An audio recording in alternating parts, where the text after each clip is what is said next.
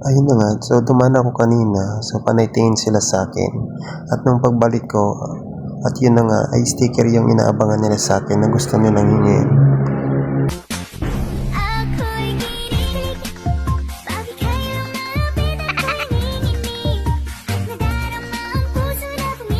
Salamat.